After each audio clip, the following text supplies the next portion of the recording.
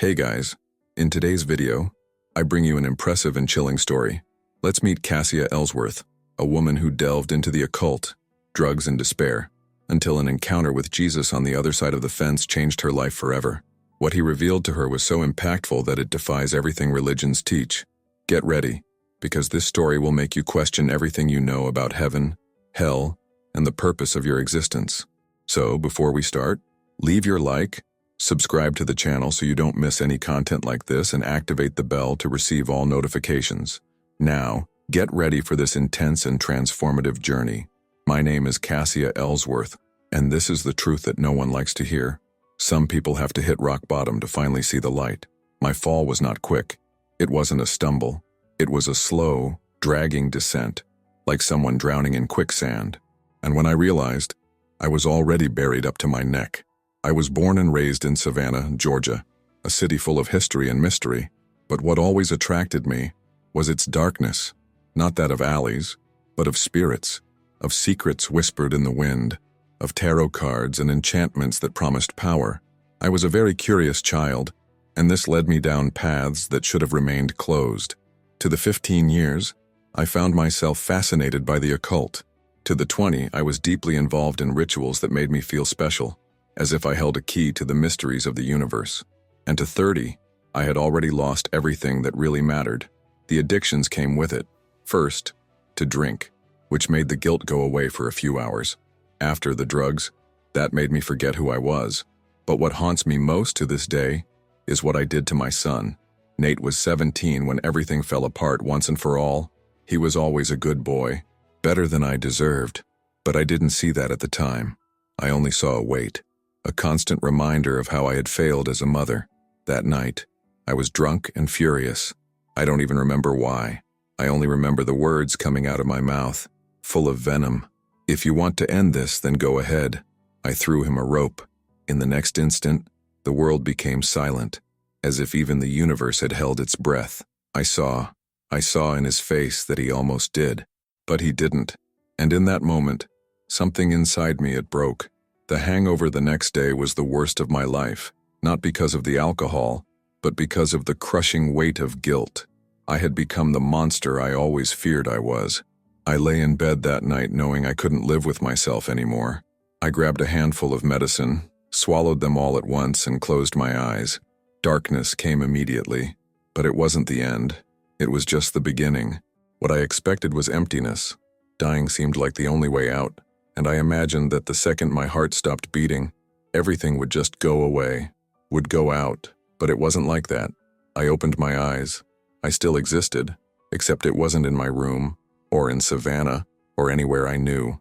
The ground beneath my feet was rough, dry, cracked like the earth of a dead desert. The horizon stretched infinitely, without trees, without buildings, without any sign of life. There was no sun, but even so, I saw everything around me. The sky was a faded gray like old paper burnt at the edges.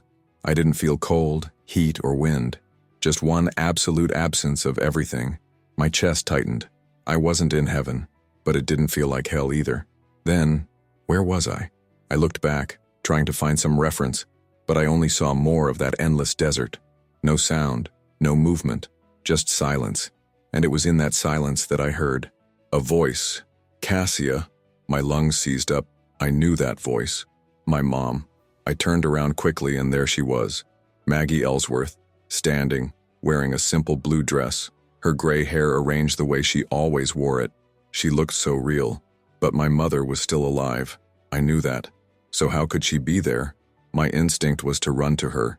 I wanted to touch her, hug her, feel like she was real, but something held me back. A strange feeling, as if I knew, deep in my soul, that this was not a simple reunion. She didn't smile. He just watched me. His gaze carried something I couldn't decipher. What is happening? Where am I? My voice was shaky.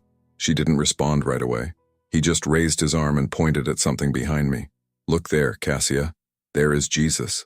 My body froze. Jesus? Slowly, I turned my head in the direction she indicated, and then I saw it. One rustic barn, simple, in the middle of that endless desert. A white fence surrounded it, impeccably painted, without a single flaw. And there, right next to the barn, was a group of men dressed in long robes, listening attentively to a figure in the center, a child. My eyes widened. The child, he had dark curly hair and an intense look, holding an open book as he taught these older men, and my heart whispered what my mind was still trying to deny. It was Jesus. But why was he a child? What did that mean? I looked to my mother for answers, but all she did was nod your head in the direction of the barn, as if to say, "Go, you need to see it." I hesitated. My chest was tight with fear, but something inside me pushed me forward. I started walking, and with each step, I felt like I was heading toward something that would change my life forever. Each step toward the barn seemed more heavy than the previous one. The silence in that desert was so absolute that I could hear my own heart pounding in my chest. My hands were shaking, and a strange chill ran down my spine. Something inside me knew that I was about to witness something beyond my understanding. I slowly approached the white fence, and my vision became clearer. You men who were there wore long tunics. They looked like scholars, like the scribes and Pharisees of ancient times. Everyone was sitting on the dirt floor, forming a semicircle around the table. 12-year-old boy who spoke with authority. He held an old book. His skin was slightly golden from the sun, and his dark hair fell in soft curls over her shoulders. There was something about that boy, a presence. I was not an ordinary child. I knew who he was. It was Jesus. But why? Why was he there in the form of a boy? My mind struggled to understand. The image of Jesus that I knew from the church was that of a strong man in his early 30s, in a white robe and deep-set eyes. No, a boy teaching scribes. The older men were completely absorbed in what he was saying. They tilted their heads to hear him better, their eyes wide as if each word were a revelation. I couldn't hear what he was saying, but I could feel it. He was teaching something powerful. My hands gripped the fence, and a frightening thought hit me. I shouldn't be here. Suddenly, one of the scribes raised his head and looked directly at me. My body froze. One by one, the other men began to do the same. Their eyes met mine, and for a moment, I felt like they were studying me. But Jesus didn't look. He continued teaching, as if I wasn't there. My breath caught in my throat. My feet began to retreat, a primal instinct screaming inside me. And then I felt a presence behind me. Cassia, my mom. His voice brought me back to the present. I looked back and she was there, standing a few steps away. Serene, firmer. Why does he look like this? My voice barely came out. She smiled softly. Because that's how he's always been. He was always teaching. That answer caught me off guard. My mind was filled with doubts. What did this mean? Was this a test? My mother reached out. You need to keep going, Cassia. I hesitated. My heart told me to move on, but my fear screamed at me to run away. Why was I seeing Jesus like this? What did all this mean? I swallowed hard. I looked at the boy once again, and at that moment, he stopped talking. My entire body shivered.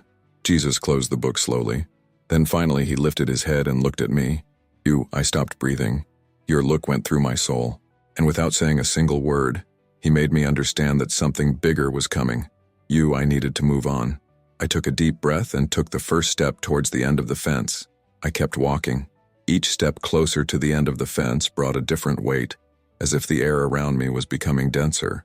The baby Jesus no longer spoke. The group of scribes around him had disappeared, as if they had never been there. But I still felt their presence, as if they had left an invisible mark on the place. Now all that was left was the barn and the white picket fence that stretched out before me. I moved closer, feeling like something was about to change. That's when I realized I was alone. My mother was no longer behind me. Her presence was gone. The desert became even quieter, if that was possible, the kind of silence that shouldn't exist. My feet moved almost against my will. Something was pulling me forward, as if an invisible force was guiding me. So, I stopped. The end of the fence was just a step away, and in front of me, nothing. The void, the open space, a darkness beyond my understanding. The ground was still there, but everything before me seemed formless, no existence. I looked into that void and felt a shiver run down my spine. A terrible feeling came over me. If I took one more step, there would be no turning back. And then, I listened. A voice, coming from behind me, low, deep, full of authority. One more step, and you will be in darkness, and you will not come back. My heart plummeted. I swallowed hard. my body frozen in place. I didn't know if it was a threat or a warning, but something inside me knew it was true. Fear took over me. My breathing quickened. My feet were shaking. I was about to take that step, and suddenly, I turned around, and there he was. I turned around, and there it was. He, no longer like the boy teaching the scribes. Now, he was a man, Jesus Christ, about 33 years old, standing on the other side of the fence. My breathing hitched. I didn't know what I expected to feel seeing him like this, but I definitely felt it wasn't that. What I felt, it was not peace. He was weight. The weight of something much bigger than I could understand. He was standing there, just a few meters away, wearing a simple light-colored tunic. Her dark hair fell to her shoulders, and her skin was a glow that didn't come from any external light. And then, he looked at me. I froze. His eyes didn't blink. They were intense, impenetrable, overwhelming. And in that look, I started to remember. Not like a movie, not like ordinary memories. It was like every mistake, every wrong decision, every moment of darkness I chose come crashing down on me at the same time. I saw my son's face when I threw him the rope. I saw the pain-filled eyes of all the people I had hurt throughout my life. I saw all the broken promises, all the choked screams. Every night I looked in the mirror and I didn't recognize who I was. And Jesus said nothing. He let me feel all that. He was unbearable. My knees, they almost gave in. My mind screamed at me, look away. But something stopped me. I couldn't run away. He was letting me see the truth about myself. And the truth was devastating. I didn't deserve to be before him. I didn't deserve his forgiveness. I deserved nothing more than the emptiness into which I had almost taken the last step. And then, he smiled. His smile hit me like lightning. I expected everything. Rejection, coldness, indifference. But know that. It was a smile pure, true, without judgment. And then, before I could react, he stepped forward and extended his hand. My breath caught when I felt your touch. Jesus' hand rested on my left shoulder. I didn't expect it to be real. The feeling was indescribable, warm, strong, as if life itself were flowing from him to me. And then, he spoke, I forgive you. My world stopped. The desert no longer existed. The fence no longer existed. There was only that phrase. I forgive you. I tried to speak, but the words stuck in his throat. I wanted to say, but I did horrible things. But he already knew. I wanted to say, I am not worthy. But he had already decided. Forgiveness was already given. My legs gave way and I fell to my knees. Silent tears streamed down my face. I had never cried like that before. It was a cry that came of the soul. And then, he said something that changed everything. You will teach my people my word. My eyes widened. You, teach his word. My mind started to spin. I didn't know anything about the Bible. I barely knew how to pray properly. I didn't belong to any church. But before I could object, he looked into my eyes and understood my fear before I even spoke. It's not about religion, Cassia. My breathing hitched again. It's about relationships. Those words were like an earthquake inside me. I spent my entire life running away from God because I thought he was trapped in churches, rules, doctrines, rituals. But he never been. He was always waiting for me. And now, he chose me to share this with other people. But why? Because you. I still didn't know the answer. But I knew one thing. My life would never be the same again. His touch still burned gently on my shoulder, as if it were marking my soul with something I still didn't fully understand. But suddenly something has changed. The eyes of Jesus, they turned away from me. He was looking beyond the fence, at something I couldn't see. His countenance transformed. The serenity was replaced by a deep heaviness, an indescribable sadness. Then I felt. It was as if he had allowed me to enter for a moment into his heart. And what I felt, it was unbearable. It was a pain that I could never explain with words. It was mourning. It was a loss. It was love split in half. It was as if an overwhelming tide hit me, crushing my chest, knocking the air from my lungs. I groaned, clutching my own chest, trying to breathe, trying to endure, but it was impossible. His pain, it was so big that if you had given me a little more, I would have imploded. I didn't need to ask. I knew. Jesus was suffering for those he knew would never choose him, people he loved deeply, people who they would reject him until the end, people who would be lost forever. I cried, because he cried, and then, in an instant, The pain was gone, and in her place, something came. It broke my heart even more. The love, his love for us. Not the love we humans know. Not something that wears out over time, that comes with conditions, that expects retribution. It was something greatest, infinite, absolute. I sobbed. I had never felt something so pure. And then he looked at me again and said, "You are a part of me." My mind didn't understand, but my soul understood. Us, we are not just his creation. We are part of him. It was like Jesus' own heart had been divided into billions of pieces, and each of us was one of them. And now, he just wanted that we would choose him back. His love was there, always has been. But the world was too busy looking in all the wrong places. It was at that moment that I understood. I needed to tell people this. I needed to show them what he showed me. I didn't know how, but I knew that I couldn't remain silent. And for the first time, I gave my heart to him completely. His love still pulsed inside me, like a fire that burned without consuming. I have never experienced anything so pure, so absolute, so overwhelming. But then, everything started to change. The air around me, it got heavy, as if time were folding in on itself. The white fence that separated us began to slowly dissolve, like sand blown by the wind. And then, everything went dark, not like a lights out. It was a sudden pull, an invisible force tearing me away from that place. I tried to resist. No, but it was too late. I fell. It was a feeling impossible to describe. I was falling, but there was no direction. The desert, the fence, Jesus, everything disappeared. And then, I woke up. My breath. It came like an electric shock. My eyes opened, and the light of the real world blinded me for an instant. I felt my body again. The lungs hurt. His chest burned. Life was back inside me. And then, my heart sank. I was still in my room in Savannah. The medicine bottle was there, dropped on the floor next to the bed. The bitter taste was still in my mouth, but I was alive. There was no logical explanation. I should be dead, but he brought me back. I looked at my hands, shaking. The weight of my life hit me like a punch in the stomach.